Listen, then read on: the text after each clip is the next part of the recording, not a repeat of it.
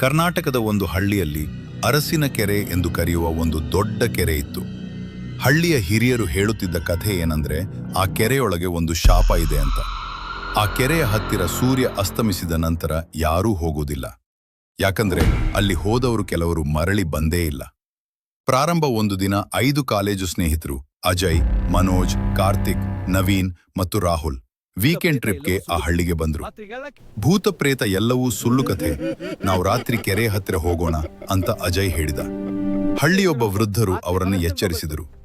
ಮಗ್ನೆ, ಆ ಕೆರೆ ಸರಳ ರಾತ್ರಿ 11:45. ಆಕಾಶದಲ್ಲಿ ಚಂದ್ರನು ಅರ್ಧ ಮಾತ್ರ ಕಾಣಿಸುತ್ತಿದ್ದ. ಗಾಳಿ ಜೋರಾಗಿ ಬೀಸುತ್ತಿತ್ತು. 5 ಜನರು ಕೆರೆಯ ಹತ್ತಿರ ಕುಳಿತು ವಿಡಿಯೋ ಚಿತ್ರೀಕರಣ ಶುರು ಮಾಡಿದರು. Welcome back to our channel.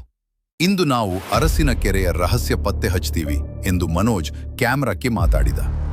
12 ಗಂಟೆ ಹೊಡೆಯುತ್ತಿದ್ದಂತೆ ಕೆರೆಯ ನೀರು ನಿಧಾನವಾಗಿ ಅಲುಗಾಡಲು ಶುರು ಮಾಡಿತು. ಮೊದಲು ಸಣ್ಣ ಅಲೆಗಳು, ನಂತರ ದೊಡ್ಡ ದೊಡ್ಡ ಅಲೆಗಳು, ಆದರೆ ಗಾಳಿ ಇಲ್ಲ. ಅಕಸ್ಮಾತ್ ನೀರಿನೊಳಗಿಂದ ಒಂದು ಹೆಂಗಸಿನ ಹಾಡು ಕೇಳಿಸಿತು. ಹಳೆಯ ಜನಪದ ಹಾಡಿನಂತಿತ್ತು. ಭಯಾನಕ ಸತ್ಯ. ನವೀನ್ ಟಾರ್ಚ್ ಬೆಳಕು ಕೆರೆಯೊಳಗೆ ಹಾಕಿದ. ಅಲ್ಲಿ ನೀರಿನೊಳಗೆ ಬಿಳಿ ಬಟ್ಟೆ ತೇಲುತ್ತಿತ್ತು. ಅವರು ಹತ್ತಿರ ಹೋಗಿದ್ರು. ಹಠಾತ್ ನೀರಿನಿಂದ ಒಂದು ಕೈ ಹೊರಬಂತು. ಕಾರ್ತಿಕ್ ಕಿರುಚಿದ. ಆ ಕೈ ಅವನ ಕಾಲನ್ನು ಹಿಡಿದು ನೀರಿನೊಳಗೆ ಎಳೆಯಲು ಪ್ರಯತ್ನಿಸಿತು. ಅಜಯ್ ಅವನನ್ನು ಎಳೆದನು. ಹೇಗೋ ಕಾರ್ತಿಕ್ ತಪ್ಪಿಸಿಕೊಂಡ.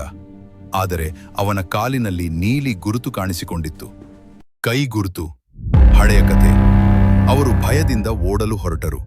ಆದರೆ ಹಳ್ಳಿ ದಾರಿ ಕಾಣಿಸಲಿಲ್ಲ. ಎಲ್ಲೆಡೆ ಕತ್ತಲೆ ಮಾತ್ರ. ಅಕಸ್ಮಾತ್ ಅವರ ಮುಂದೆ ಆ ವೃದ್ಧರು ಕಾಣಿಸಿಕೊಂಡರು. ಅವರು ಹೇಳಿದರು, 50 ವರ್ಷಗಳ ಹಿಂದೆ ಈ ಕೆರೆಯಲ್ಲಿ ಒಬ್ಬ ಹುಡುಗಿ ಮುಳುಗಿ ಸತ್ತಳು.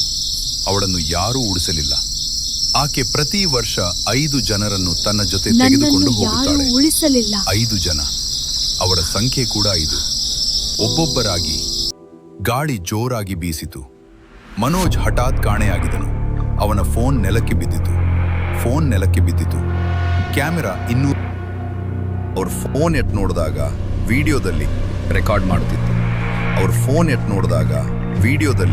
ಅವ್ರ ಹಿಂದೆ ಸೀರೆ ಧರಿಸಿದ, ಆದರೆ ನಿಜದಲ್ಲಿ ಯಾರೂ ಇಲ್ಲ. ಅಂತಿಮ